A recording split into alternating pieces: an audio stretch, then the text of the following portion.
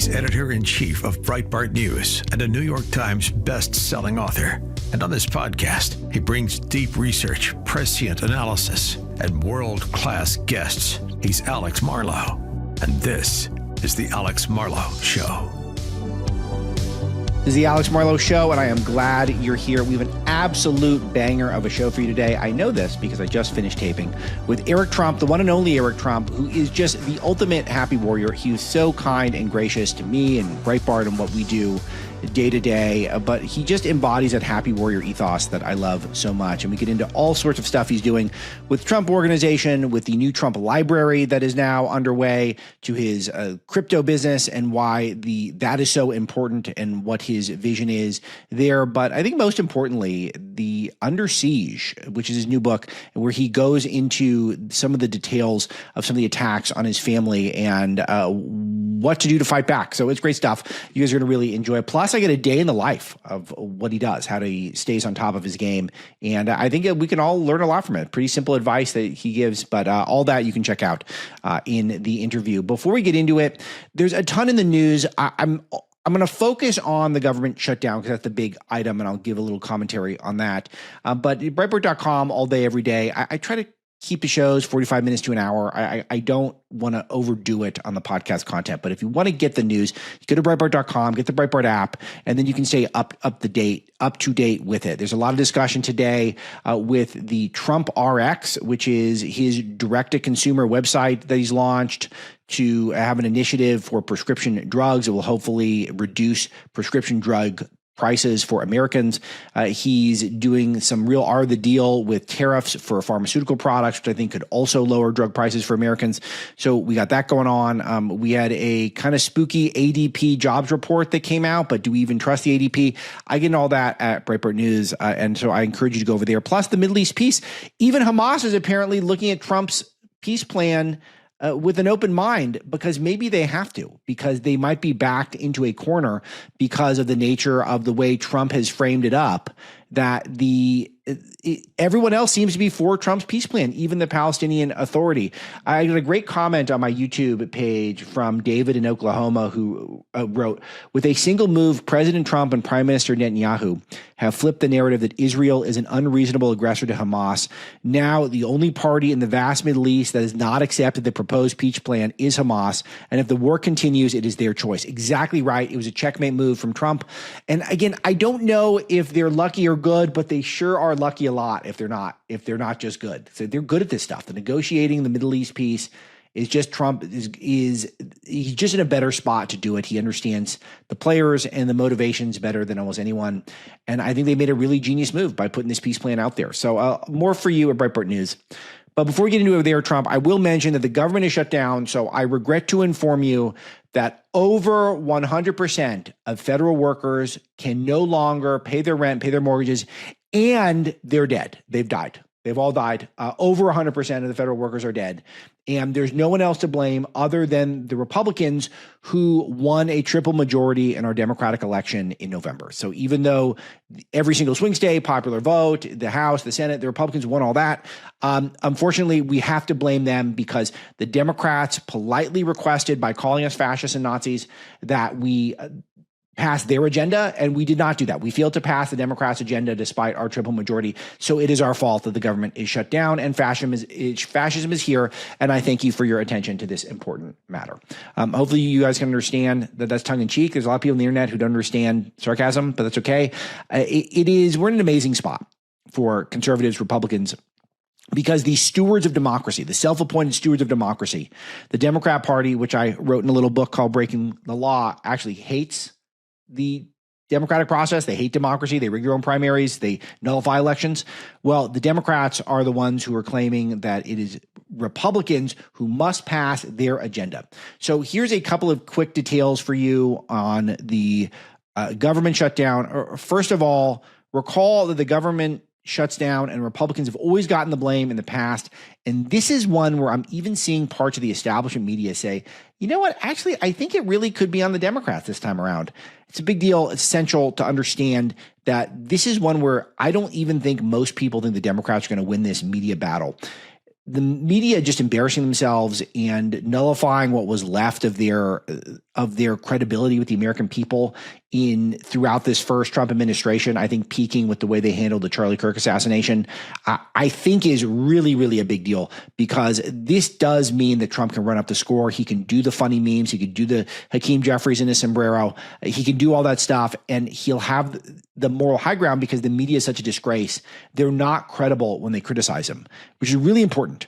All the people who told us that everyone dies, everyone loses their homes, the government can't function, America can't function, this is the end of democracy whenever there's a shutdown, those are the exact people who are insisting on a shutdown here. And so why do I blame the Democrats? A couple of key reasons, two key reasons. First of all, the number one is that the Republicans did something, again, I don't know if they're lucky or good, but this certainly works out real nice.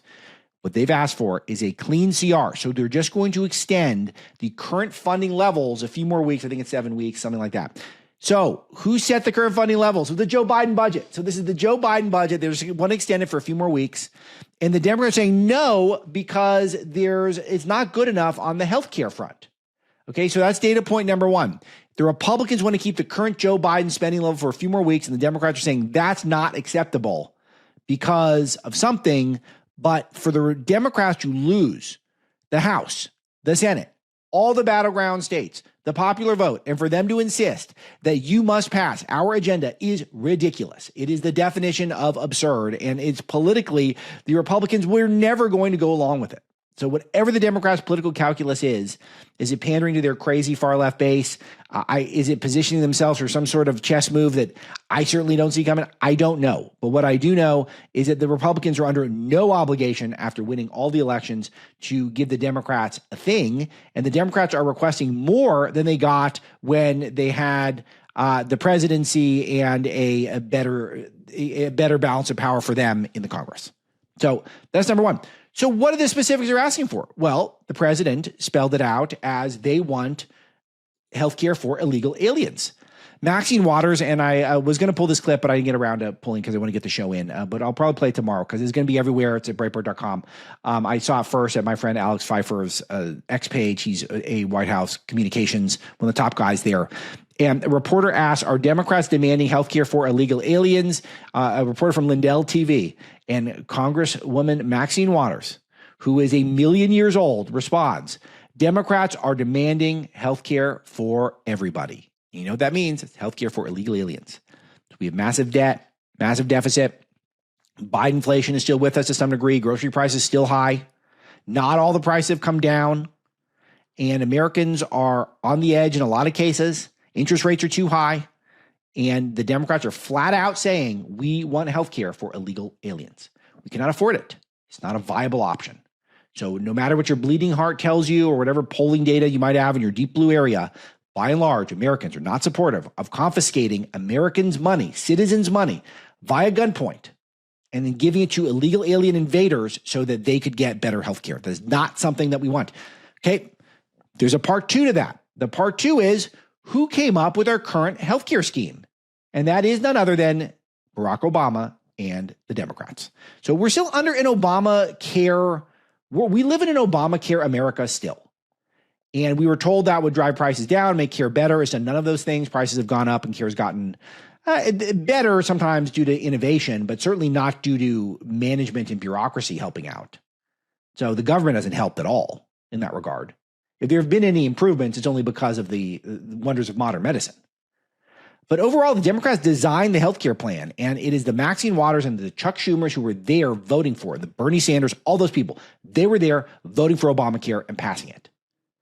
So if Obamacare didn't go far enough, that is not our problem. That is your problem. You guys should have done better when you had the chance. Recall that Trump tried to overhaul Obamacare at the very beginning of his first administration with Paul Ryan's big healthcare plan. And we were convinced and talked into, I wasn't personally, but the Republican Party was, to not focus on building the border wall and cracking down immigration and instead doing Paul Ryan's healthcare reform. And it didn't pass. It didn't get through. Remember John McCain with the thumbs down? So we tried to overhaul it and we couldn't do it. So we're basically in an Obamacare world. And now it is the Democrats who are suggesting that, yeah, Obamacare is not good enough for illegal aliens. So we need to shut down the government right now to do it. it's just not, it's going to be so hard to sell this to the public. It really is. And so the Republicans know this. And besides, they've got their own tricks up their sleeve that they're going to try to implement in the meantime, namely that Russ Vought, who is the government slash and burn guy, who is potentially ready for a star turn, ready for a heroic moment for him, he could be laying out more permanent cuts to the federal government inspired by the shutdowns, identifying what really is non-essential. And can we afford so much non-essential work right now in our government? I don't think we can. I don't think we can really do a lot of non-essential workers at the moment. The government's too bloated, it's too expensive. There's too much deep state. And so Rush Vought could come in there and he could just rip the deep state limb from limb. And I think that that is really what is the best case scenario here. And it is something that is, I live to see it. I really want to see it. And we could have a lot of fun in the process. So you could dump on the Democrats, make them seem incompetent. They're probably going to have to cave somewhere along the way. So they only need to pull off a few. And then you're going to see such hysteria from the hard left, which could further divide their party. AOC getting out there and saying Trump wants to make sure that kids are dying. They always go to this rhetoric that we want to kill people because they don't want to continue the Joe Biden spending for another few more weeks. We're the ones who want to kill people. So Trump has put $18 billion in New York City infrastructure projects on hold due to the Democrat shutdown. And of course, the Republicans get it now. They know how to do this. At least they're improving rapidly. You go to those blue areas and you shut down the spending in those places and make the Democrats explain to their constituencies why their workers are not getting a paycheck, why the infrastructure projects are not continuing. Military funding is going to be shut down. It's going to halt some military paychecks, I know. It's just going to be tough for the Democrats to message that, considering they are deeply out of power. They lost the elections and they are asking for more stuff from the Republican government. So I guess the sad part, just to balance out some of the stuff I'm saying, is that it is the unreasonable nature of American politics right now is just, it's sad. It's sad in a way. And it's sad in the sense that it would be nice if we could all negotiate in good faith, which we can't do right now. We just can't have good faith negotiations because the left is just trying to rip limb from limb the basic foundations of the core American values. They don't like "In God We Trust." They don't like "E pluribus unum." They like to subdivide people based off of race, gender, class, ethnicity, go after all the wealthy people. The class warfare is crazy now. They don't like the idea of liberty. I've got a clip, I'll play this tomorrow, of Jamal Bowman talking about how really socialism is a great, is compatible with the American value system. It's not.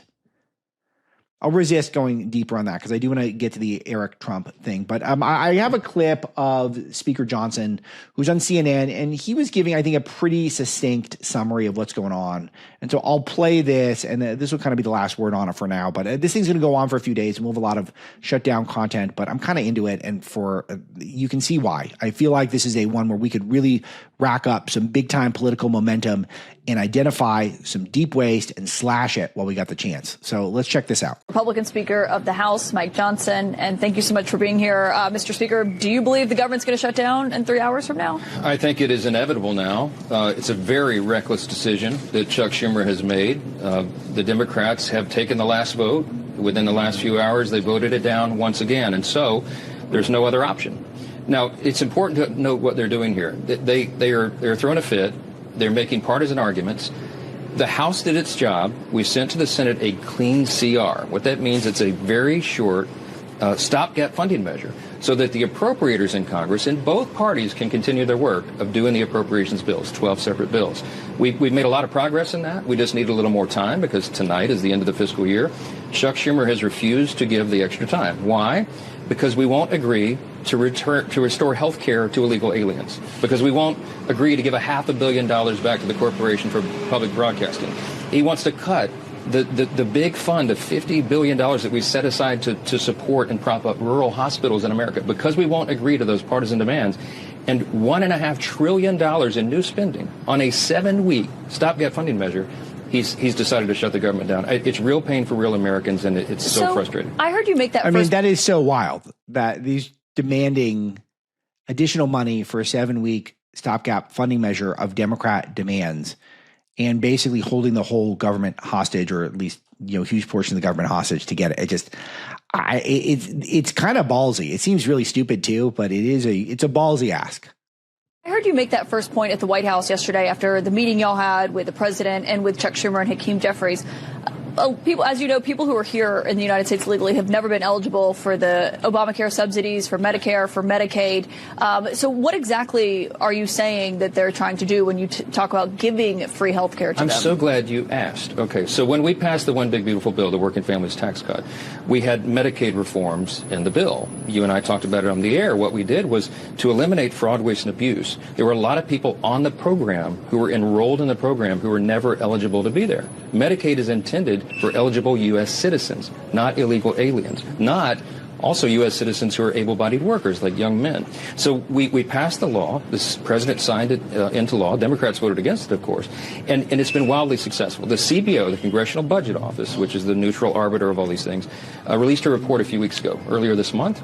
And they said, you know what? The bill has had its intended purpose. Premiums are coming down. Listen, because 2.3 million ineligible enrollees have been kicked off of Medicaid, which helps to save the program, prop it up.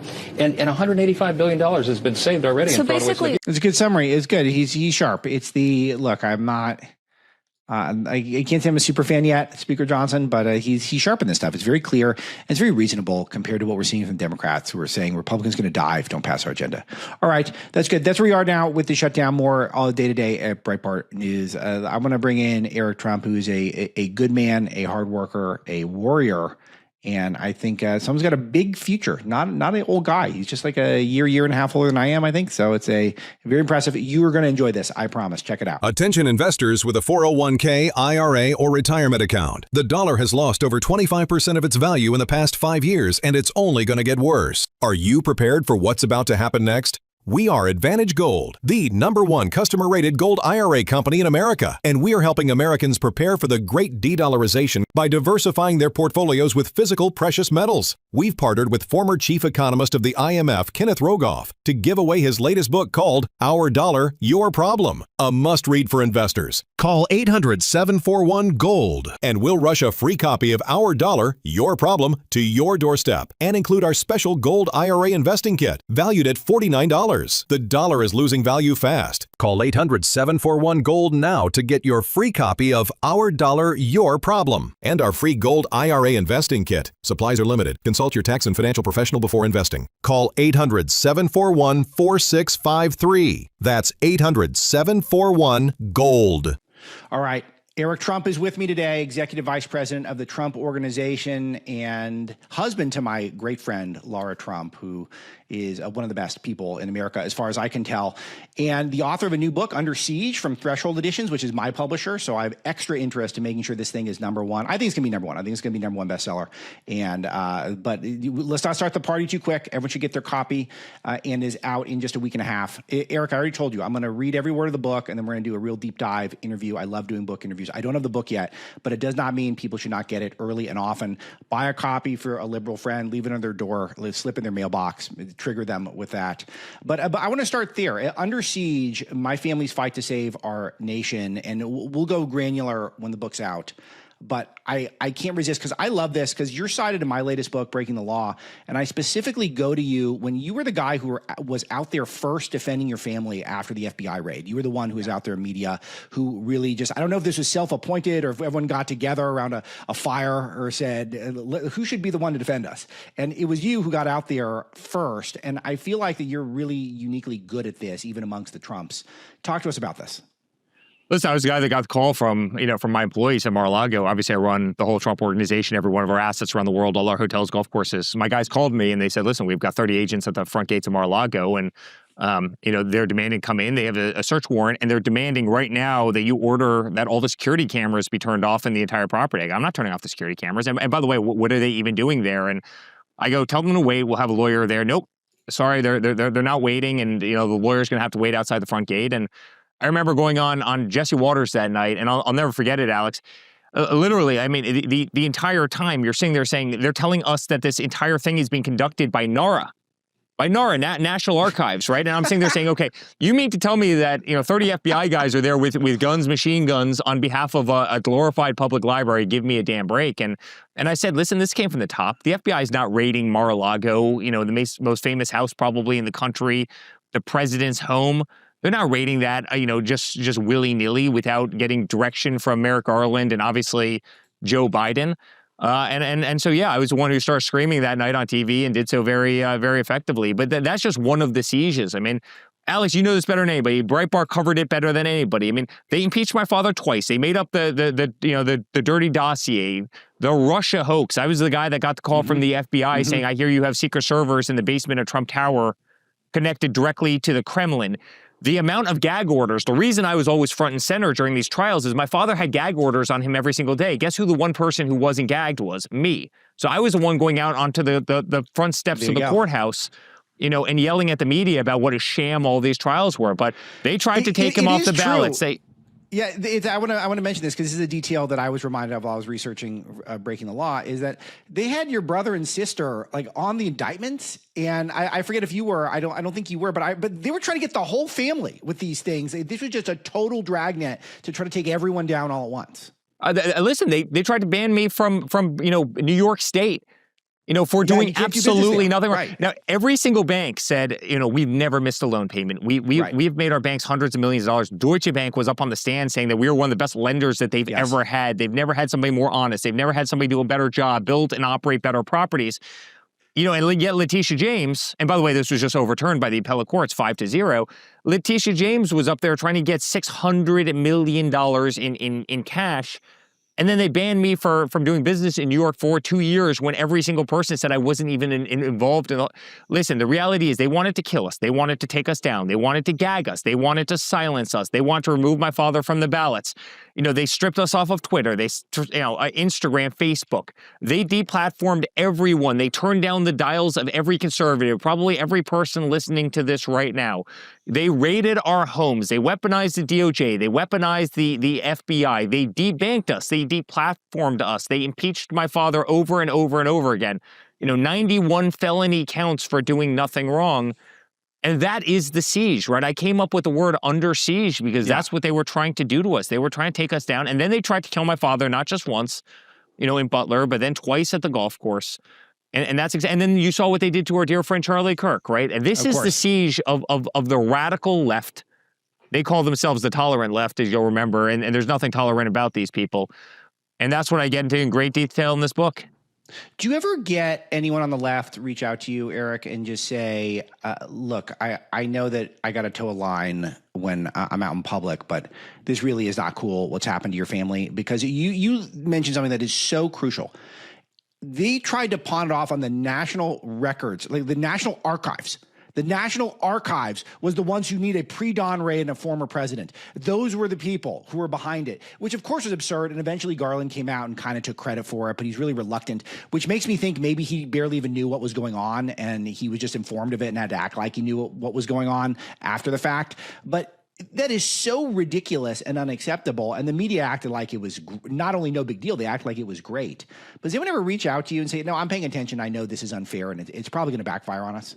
Well, I mean, you had the exact same thing happen with Comey, right? I mean, they're glossing over the fact, okay, did he lie to Congress or not? But I mean, how about the underlying fact that he was leaking internal FBI documents to the New York Times? I mean, is that not a problem to anybody? And it feels like everybody glanced over that. Like, don't you want a guy to be solving terrorism and making sure planes don't fly into buildings? But instead he's just handing, all his documents to the New York Times, but yet everybody conveniently forgets that. Alex, the answer is yes. And by the way, it's why my father won the popular vote, and it's why he won every single swing state, and it's why Miami-Dade, went 11% in favor of Republicans when Republicans haven't won Miami-Dade County in 37 years, and it's why every state in the nation, all 50 states, tacked way far right, and it's why 11 counties in California who had never elected a Republican before or voted for a Republican went handsomely in Donald Trump's court. Mm-hmm. The reality is all of the people that you're talking about right now where it's enough of this crap. Right? You can only cry wolf so many times before we start seeing through it. And you did that with Russiagate, and you did it with the first impeachment, and you did it with the second impeachment, and you did it when you accused Kavanaugh of the worst possible things imaginable, and you did it when you tried to take the Trump name off of every building in New York City for no reason whatsoever other than your absolute venomous hatred of Donald Trump. And, people have seen the sham over and over and over, and people don't buy it anymore. Hence the reason that my father won in the kind of spectacular, amazing fashion that he did. It's a really important point, and this is why he is getting away with doing the Hakeem Jeffries in a sombrero and the Chuck Schumer with the mustache and the sombrero. And it's in the first administration, it would have been nonstop Trump's a racist commentary. But two things changed. First of all, the establishment media is entirely discredited.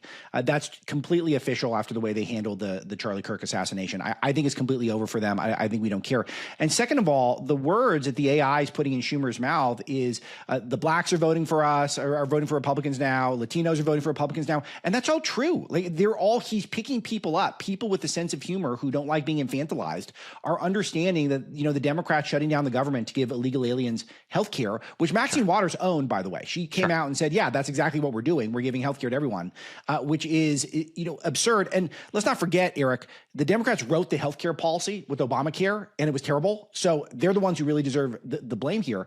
But I think it's clear to people who don't only get their news from MSNBC or Jimmy Kimmel Live that most demographics in the country are shifting towards MAGA Republicans. Hey, why do you think you've done so well? Why do you think Breitbart's done so well? Why do you think Joe Rogan's done so well? The mainstream media in this country is dead. In 2016, they almost couldn't be beaten. One person ended up beating them as, my father and clearly our family, right? Because he just had a louder voice than all of them, and he was pointing out their insanity, and he was right, on the issues. But remember back to 2016, listen, I have a Jewish sister, I have an Orthodox sister, and they were calling, they were saying we're anti-Semitic and we were all sorts of things. And, they've used the word, we're all fascists. They've called you a fascist. They've called me a fascist. They've called my father fascist. Yet, their guys are standing on, a college campus roofs dressed in all black with sniper rifles, shooting over the heads of college kids as they exercise, their First Amendment, free speech rights. Like, give me a break. It no longer flies anymore. They can't throw that at us. When you see, again, Miami-Dade that I talked about 2 seconds ago, voting 11% in favor of Donald Trump, and that hasn't gone Republican in 37 years. You know what? He picked up every Hispanic demographic by a factor of a lot, right? The Cubans, the Venezuelans, you name it, he picked them up. Like, don't talk about him being, anti-Hispanic, right? Because they all voted for Donald Trump. When you look at inner cities after the mugshot, where all of them are like, hey, this system has done this to me for years. Like, I like this guy. This is my guy. He's actually fighting back against the crookedness of a system that's been weaponized against our communities for ages. And so they have nothing. And beyond that, Alex, my father's throwing so much lead in the air that they have no counter narrative for it anymore. They can't catch it. They don't know what to do. Hakeem Jeffries is sitting there in the Oval Office yesterday looking at a hat that said Trump 2028 on it. Right? Actually, by the way, a hat that I created. I'm not sure if you remember when I posted. I do. We talked about this last time you were here briefly, and I said how it was the big regret of my life is that I had the idea of Trump 2028 shirts like 10 years ago, and I should have made them. And I think I probably cost I'll be okay, but like my children, Eric, I want them to inherit. And I could have really padded their nest egg if I had done what you did. So Alex, let me say the person who created the hat is actually sitting right in this room with me right now. So I got to give her a lot of credit, Kim. But she's like, Eric, you've got to do this. You've got to wear Trump 28. Yeah. And so what happened is I started getting all the media outreach and I started posting it on my stories on Instagram and they were melting down. Does that mean your father's going to subvert the Constitution? Right. Does it? And I'm totally just, I'm just triggering them for a lot of fun. Of course. And then she comes up to me. She's like, we need to go further. We need to come up with a slogan, rewrite the rules. So is Trump 2028, rewrite the rules. And then they melted down even more. But it's to see that hat on the Oval Office in front of Hakeem Jeffries truly put a great smile on my face. So I can't resist talking about media stuff because it's my field, but there's something incredible happening with some of these videos that your father's putting out. And I saw you at the Charlie Kirk memorial. Your brother gave a speech that was legitimately hilarious, Don Jr. speech. It was really poignant too. He had an incredible Bible story that he told about St. Stephen Martyr, which was really important too. But it started out, it was like uproariously hilarious. And then you see shows like Jimmy Kimmel and Stephen Colbert that are supposed to be comedic, but are really just political shows now. And they've just ceded just fun to us. And of course, the Trump 2028 hat is a troll. And by the way, if someone was to come up with a way to amend the Constitution, I would entertain it. We'd cover it legit on the show, but no one's proposing that yet. So I can only assume it's a troll. And it's objectively funny.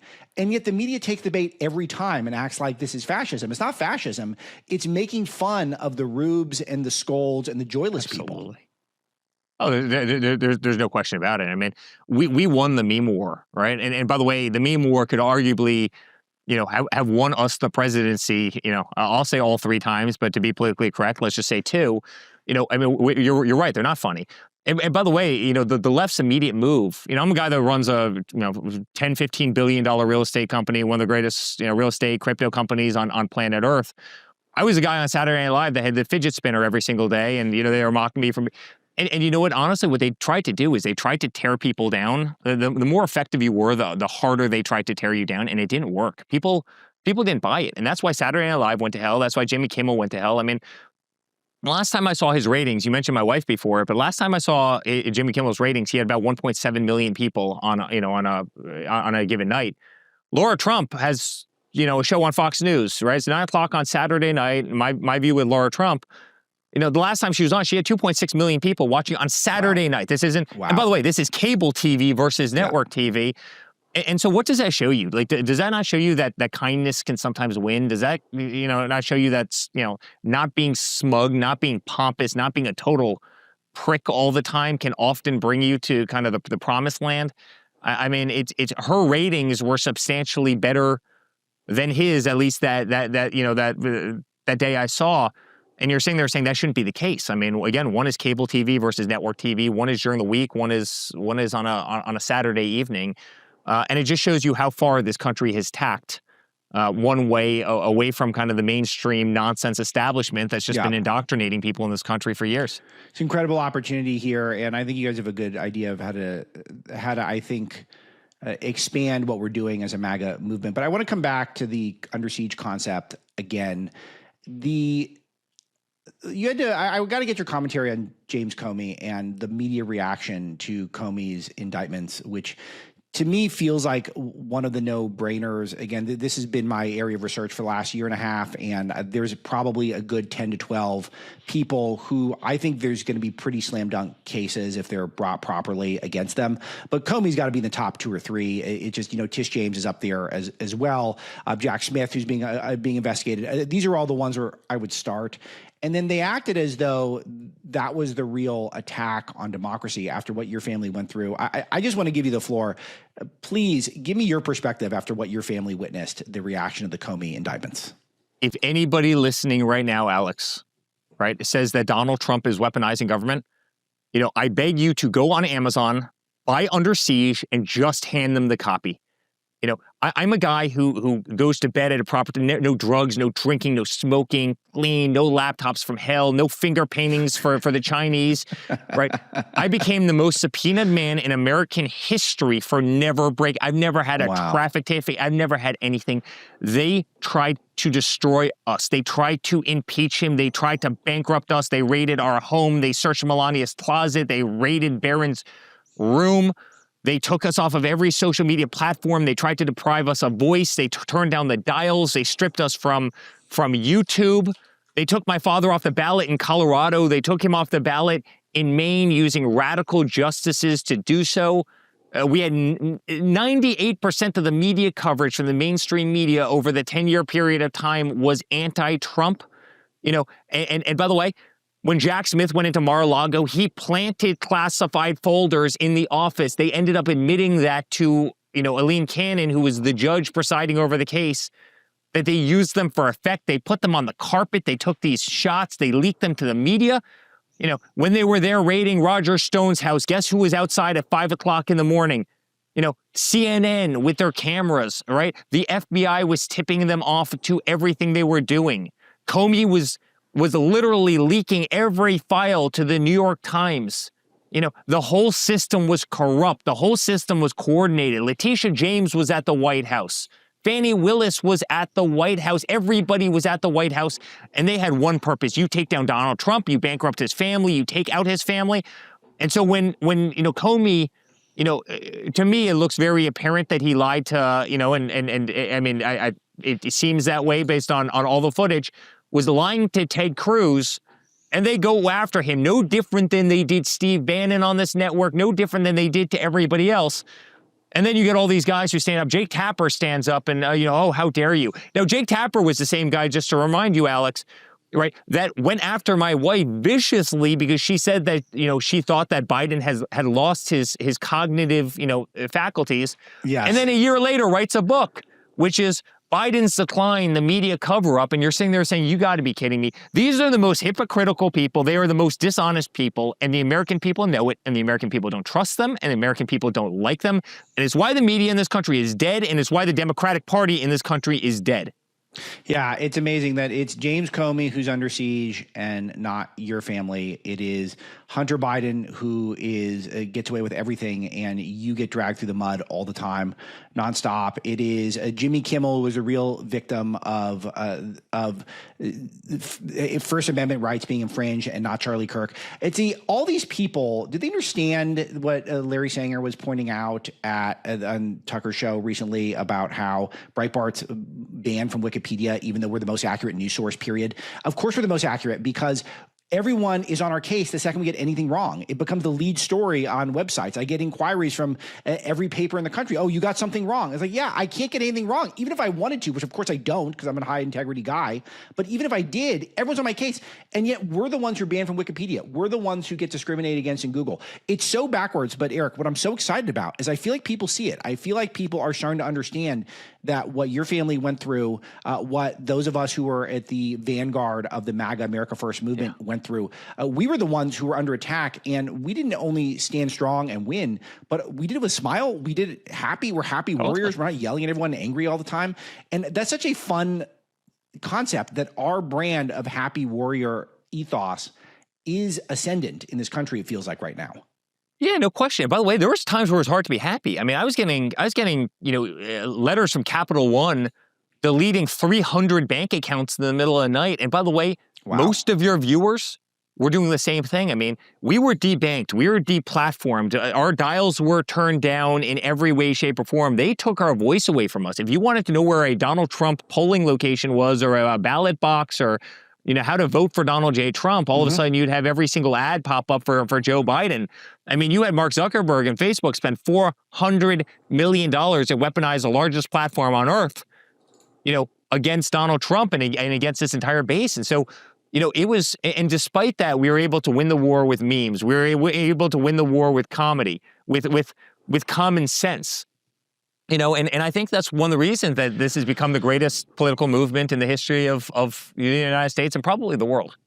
The book's under siege. Eric Trump is the author. We'll do a part 2 of this on the book itself. You had a date also, Reagan Library. That's in my neck of the woods. That is in LA area, Eric. That's about, as the crow flies, like 18 miles from me. But in terms of traffic, it's like 4 days. It's like I gotta leave Alex, now. You have to come. You have to come. It's gonna be an amazing event. October 19th. I'm in town, so let's try to make sure I'm there. I should do the Q&A. Who's doing the Q&A? Don't even tell me. I don't want to get upset.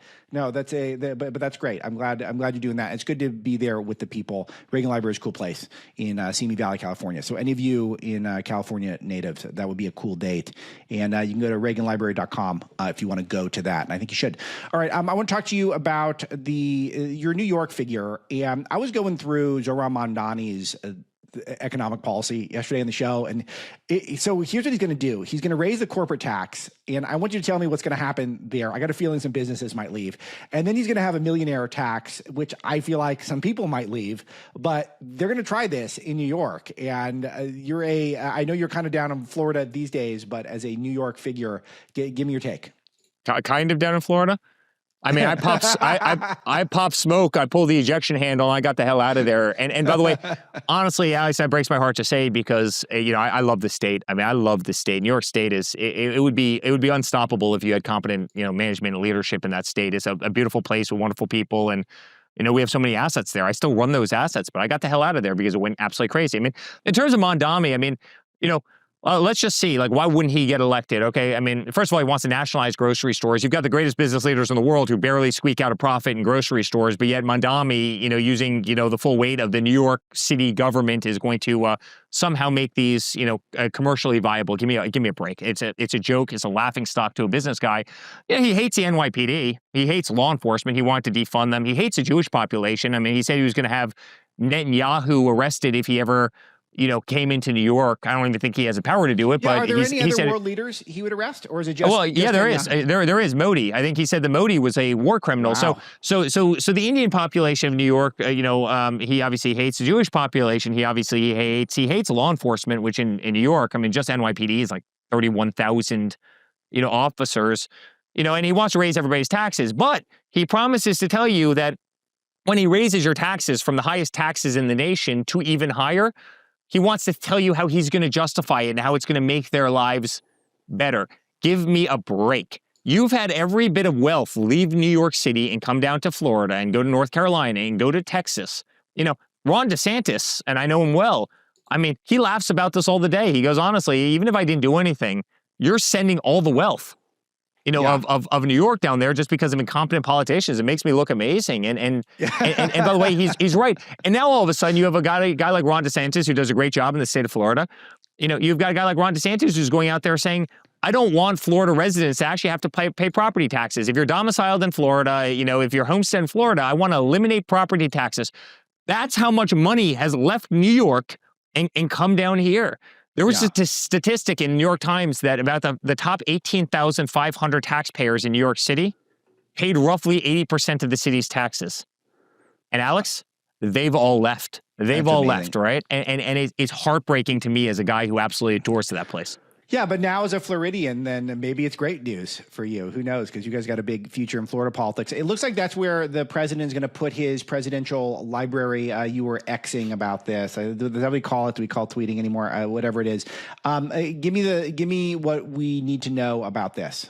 Oh, you're making this interview spicy today. I love it. No, I've spent the last year working on this. We got the piece of land yesterday. It's in Miami, Florida. It's the best site in Miami, and this to me is so much fun because I'm going to build my father the greatest shrine to a president ever. That's so cool. This will not be the Barack Hussein Obama library in downtown in Chicago, which looks like. Have you ever seen these guys? They go into these neighborhoods and they ask these guys, what do you think of that building? And everybody says it looks like a prison. Yeah, this will be the most spectacular skyscraper that you've ever seen, and it won't take us 25 years to do it, and it won't, cost us, $4 billion over budget as it has, as is there. But I got the piece of land yesterday. I announced it. I'm kind of spearheading the effort for my father. I will be involved in the whole thing, and I'm just really proud of it. The guy, the guy deserves a lot of things. Frankly, he deserves to be on Mount Rushmore at this point, given what he's gone through. And I talk about all of that in Under Siege. He certainly deserves a Nobel Peace Prize for keeping us out of every single war and not bringing our country into war and spending trillions of dollars on, in other countries around the world. But he deserves the greatest presidential library in this country. And I intend to build it and fulfill that and honor my father in that way.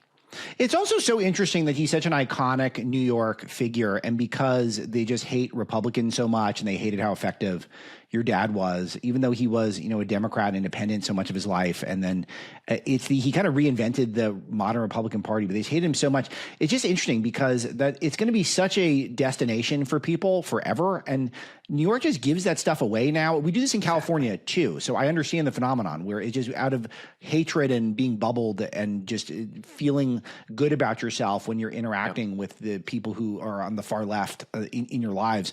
You do these really stupid things because I know this thing's going to be amazing. You guys are going to build an amazing thing, and then people are going to come to it forever. And it is something that one of the most iconic New Yorkers, at one time, the most iconic New Yorker, Donald Trump, and it's just it's just all Florida from here on out for you guys. Listen, I'd never divulge a conversation, but I spoke to the governor yesterday, and I thanked him very much, and he was a huge help in making this whole thing happen. And so was the Attorney General of Florida and so many other people. But he said that. He goes, man, I mean, your family for decades, for generations have been aligned with New York. The fact that we have the Trump Museum in Florida is really telling us the kind of the state of politics between, the two states. And he said exactly that. You guys are going to come in, you're going to build a building that will cost, probably well over $1 billion, maybe $1.5 billion, maybe $2 billion, in the best site in Miami. That's going to have tens of thousands of people go in every month. The fact that that's not on Fifth Avenue, the fact that that's not in New York, just shows the state of play between the two states. And Eric, I want to thank you for that. And he said that to me, and I said, Governor, you're welcome. Thank you for running a great state. Thank you for running for a safe state. Thank you for embracing us with open arms. Thank you for keeping taxes low in this state. Thank you for being pro-business. By the way, thank you for having this call, because if this was New York, you think Hochul would have that call with me? Of course you wouldn't, right? And so in return, we're not building several billion, but it's no different than AOC when Google wanted to go into AOC. I'm sorry, when Google and Amazon and all these companies wanted to go into New York. And she's laughing about it. Ha ha ha! I kept them out of this great state, and I'm sitting there saying, "Are you not the dumbest human being I've ever seen in my like? You should be begging. You should be begging these great corporations to come into your state and pay taxes and increase the workforce and pay so much money to NYPD and support so many charitable causes, but they're incapable of thinking that way. And unfortunately, yes, these people have run the country. You look at Joe Biden. Joe Biden was in political office for 55 years. I'm a 41-year-old guy. The guy was in office for 14 years longer, and I've been alive, and I've got gray in my beard, right? Like, the problem here is you have people who have never sat at the other side of the table, never had to sign a check, never had to make a budget, never had to have critical thinking other than yes, no votes.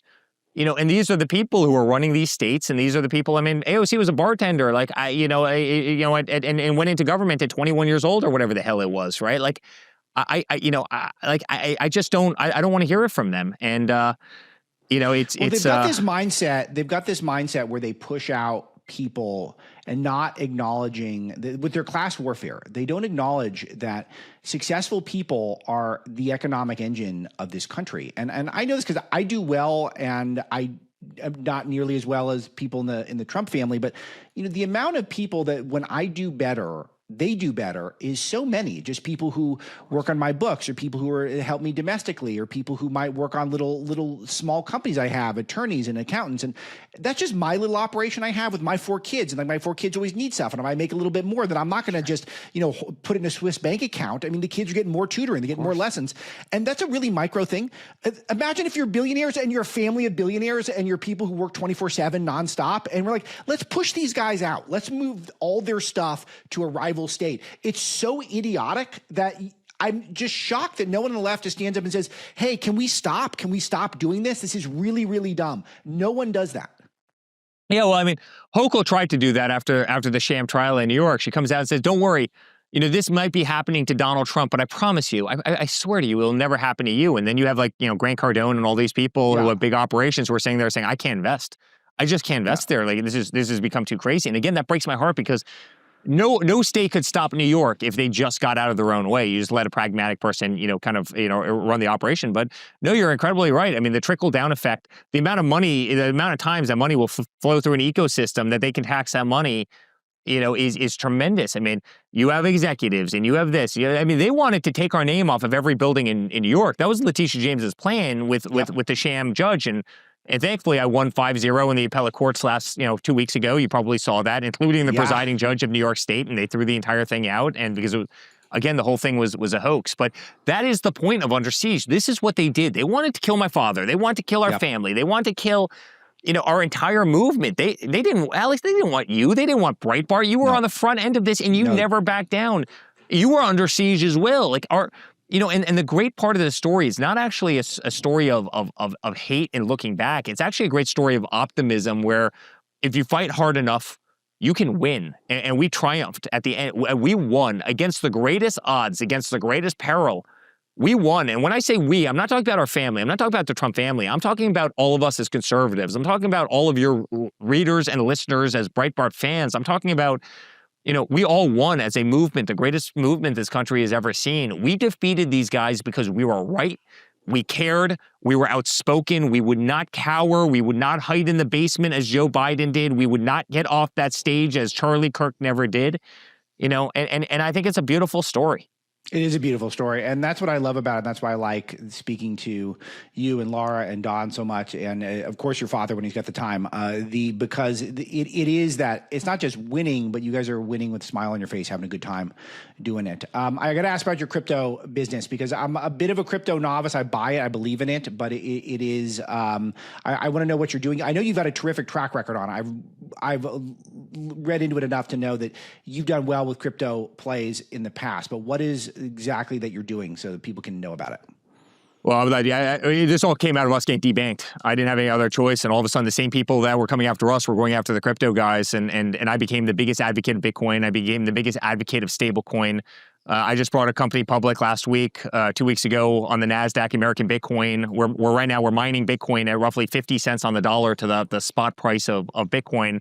We're doing it using Texas energy in West Texas, right here in America. Again, called American Bitcoin. I've never been more bullish. Bitcoin, I think, is the greatest asset of our generation. It's gone up 70% per year, year over year for the last decade. Every Fortune 500 company, every big family around the world, every sovereign wealth fund, they're all trying to hoard it.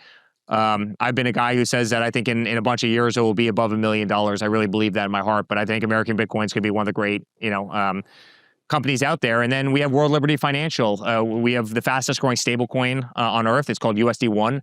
So many people know it, and that's effectively just digitizing the US dollar. And so everybody around the world wants the US dollar, and stablecoins save the US dollar. They don't want to be in any kind of Asian currency. They don't want to be in any South American currency. They certainly don't want to be in the euro, which is crap. They all want the US dollar. And so, people are buying digital dollar, and there's nothing in crypto that can't be done better, cheaper, faster, more transparently than by traditional finance. And so, we're on the 1 yard line. Crypto is growing faster than the internet right now. You watch where crypto is in 3 years, in 5 years, in 10-year period. Traditional banks will not look the way that they do right now. I can guarantee you they will be fundamentally different because crypto is doing everything better, faster, cheaper, 24 hours a day. You're not going through a 120-day know your customer in order to borrow your own money. You're not getting raked over the coals using, fees and transactional fees and origination fees. It really brings true democracy to the financial process. And by the way, you're never going to get debanked. Breitbart isn't going to get debanked by some person who's sitting in some ivory tower in San Francisco or New York who says, guess what? I don't like Alex's message. I don't like Eric Trump's message. I don't like the fact that they wear a hat that says make America great again. Crypto is the financial future. I believe in all of my heart and soul in Bitcoin. I'm putting my entire life into American Bitcoin. I think we're going to be the best Bitcoin company in the world. I mean, that's my prediction. And I couldn't be more proud of this industry. I think the debanking is number one sales pitch there because it's real. It happened to Melania and Barron this year, so it's a real thing. It's happening still. We know it's happened. It's well documented. And these are, if they'll go after Melania and Barron, they'll go after anyone. So I lost every bank account for the company. Capital One debanked us like we were a dog. So did Chase. So did Bank of America. I lost every single bank account. I was a hard asset guy, Alex. Had it not been for the war, the cancel culture, and the war by big finance, right? And I'm a finance guy. I would have never seen the light in crypto. And I honestly, it's one of those things, the law of unintended consequences. I'm so happy now it happened to us because honestly, I see the future so differently than I do now. And crypto is going to be, modern day finance. It is modern day finance, and everybody's trying to figure that out. So people in the audience who trust you, what do you think they should do on what should they do to get involved in crypto or Bitcoin right now? Well, I mean, listen, if you can buy American Bitcoin. I mean, I think we're growing one of the great companies out there, and I think it's the asset. It certainly has been the asset of the last 10 years, and I'm incredibly proud of the company. Again, we're doing it here in the United States, and by the way, the United States is winning the crypto revolution. And my father has always been a believer in it, but he's been such a big part of that. I don't want China to win. I don't want the Middle East to win. I want America to win the crypto revolution, and so. I think people should really kind of dive into Bitcoin, see what we're doing at American Bitcoin, the mining operations we have, kind of the treasury strategy we have, and take a look at that. So I'm really proud of that. And then, World Liberty Financial, we are focusing on DeFi. We're focusing on the rails of finance. We're focusing on we're the fastest growing stablecoin on earth. And I think those are the two best crypto projects in the entire stratosphere. And I'm incredibly proud to be part of them. We should do a whole... Yeah. Alex, just let me finish with this. I know I'm being long-winded on crypto because I'm so passionate about it, but there is nothing that would make me happier than to see the traditional financial system in the United States and around the world that has been punitive and so, derogatory to so many people fail to exist and be taken back over by blockchain that can do everything better. And I think if you zoom out and look ahead, I think that's going to happen.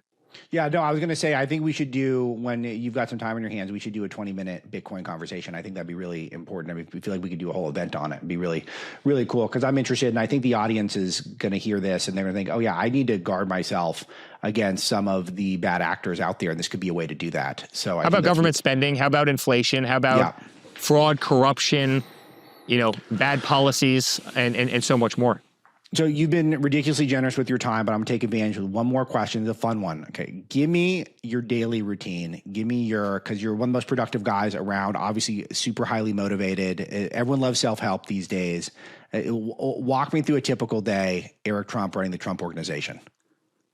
Listen, if you're sleeping, people are going to pass you, right? It's just the reality. No one's ever, won the race in bed. I think the one thing that probably, transcends, our genes are just, kind of work ethic. We punch hard, we fight hard, we work hard. We don't get distracted by BS. There's not a whole lot of nonsense. We drive toward a goal and we do it with all of our heart and all of our soul. And listen, if you're passionate about something, you're going to be good at it. If you're not passionate about something, you're probably not going to be good at it. If you're not good at it, you're not going to succeed. If you're really good at it, you're definitely going to succeed. And so, work hard. Work hard. I mean, my average day, I wake up very early. I'm not much of a sleeper. I'm up at 5, go to the gym, in the office early, charge hard, travel probably 200 days a year. And fight for whatever I truly believe in. And a lot of that's obviously a Trump Organization. I think we have the greatest real estate company on earth. A lot was my father's fight. I mean, I got nothing out of it. But what did I want to do? I wanted to make America great again. I wanted America to have the greatest flag, the greatest constitution. I wanted freedom of religion. I wanted freedom of speech. I wanted my kids to grow up in a prosperous world. I wanted them to live on safe streets. And I want America to be the best. And so I went out and I put every ounce of my heart and soul. I never left that stage. And I think you know that better than anybody. And clearly with this book, I put my heart and soul into it. Under Siege, I wrote every word and read every word in terms of the audiobook. I put my heart and soul into this. It would have been very easy for me to give it to some ghostwriter and have them just, but I didn't want to do that. And I just think in life, you got to commit yourself to the things that you're passionate about: family, work, success. I've done so with American Bitcoin. I've done so with World Liberty Financial. I put every ounce of my heart and soul into those companies, and I really believe in them. So fight hard, work hard, have lofty aspirations and goals, and I truly believe that's a recipe to get you to the promised land. Eric Trump Organization. The book is Under Siege. Any other call to action for people? Want to direct them anywhere? Only that I love you and I love Breitbart, and honestly, thank you for. A lot of people say that we've been courageous in this fight, and ask you've been beyond freaking courageous in this fight. And they didn't make my life easy, right? I mean, there's 300 pages right there of how they didn't make but they didn't make your life easy. And thank you for having the guts and gall when most people would have cowered. So you deserve a lot of great compliments. That means the world to me, and I will pass it on to the whole team. The book's Under Siege. I'll have you back in a few weeks when I've read it, and we'll talk just about some of the details. That is going to be fun. So hopefully we can do that real soon. But everyone should pick it up now anyway. It's going to be good. It's going to be great. And with the performance of performing your own audiobook, that's the best. I will never make someone else perform any of the books I write. I will always perform them. That is a promise to my audience as well. Eric, amazing stuff. Thank you, my friend. And thanks to Misty, our producer. That's today's show. We'll talk to you next time.